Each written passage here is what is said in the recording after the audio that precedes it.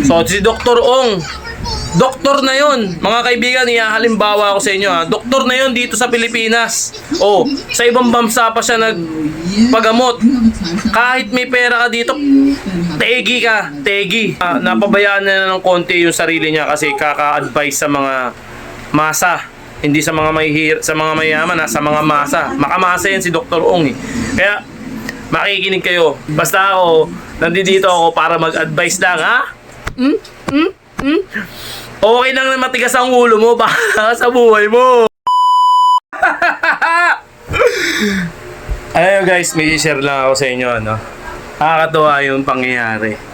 Bumiyaya ako ng Move It kanina, umaga. Mula alas 5 ng...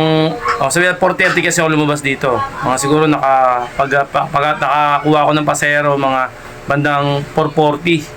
Dire-diretso yun mga kaibigan. Sobrang dire-diretso. Hanggang alas 3 ng hapon. Grabe kung saan ako nakarating. Kasi yung yung mindset ko, galing tayo sa angkas. Wala akong tanggi.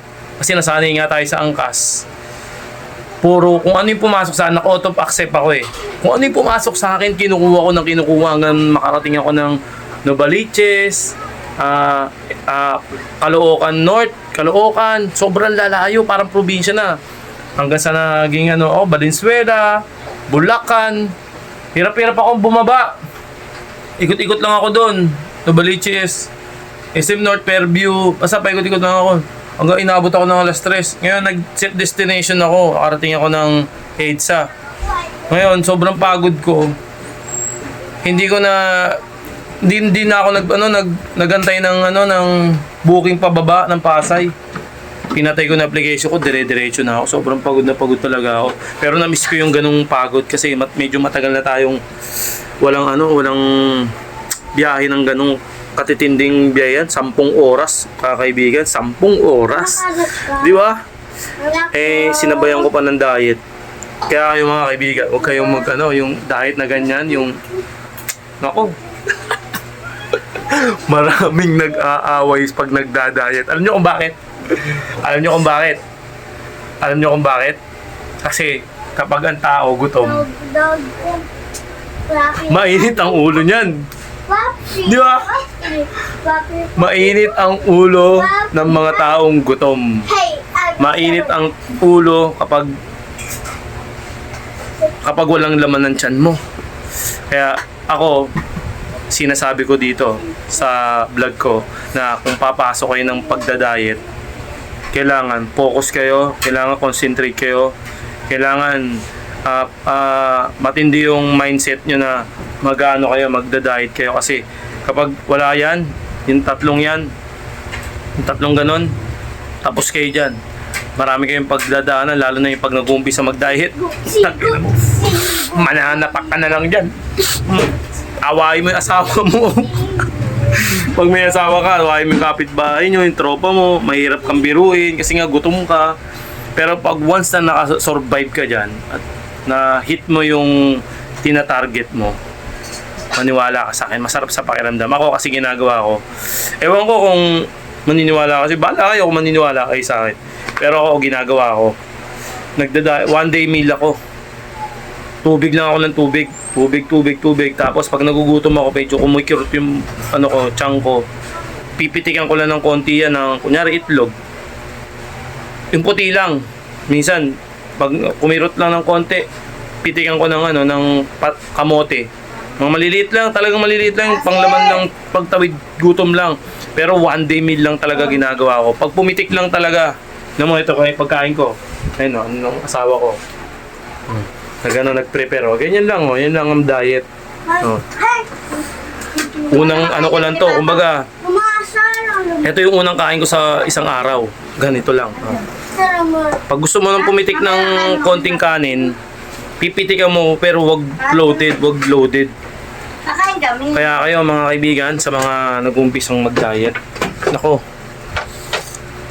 pumokus kayo kasi para sa inyo yan. Para sa katangahan nyo yan. Hindi.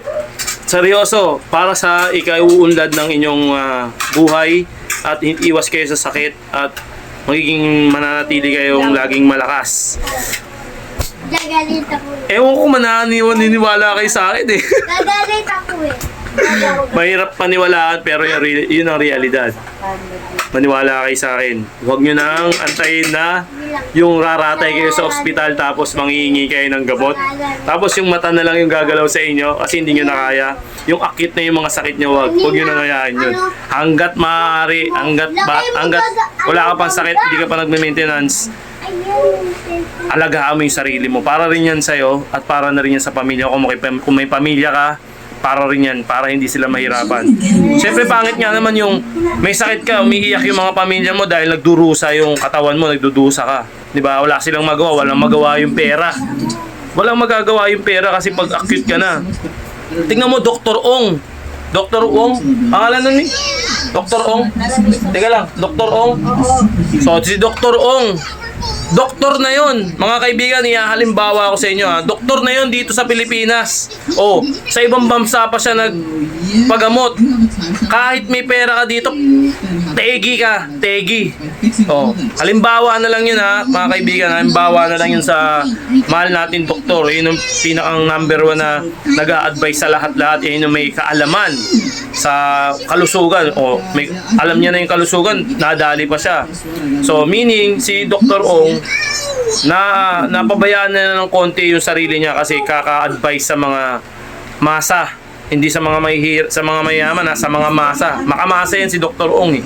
Kaya makikinig kayo. Kung gusto niyo kumain, bahala kayo sa buhay niyo. Kung gusto niyo uminom, bahala kayo sa buhay niyo. Kung gusto niyo lumamon ng mantikang pagkain, bahala kayo sa buhay niyo. Basta ako, nandito ako para mag-advise lang, ha? Okay lang na matigas ang ulo mo, bahala ka sa buhay mo. Bye!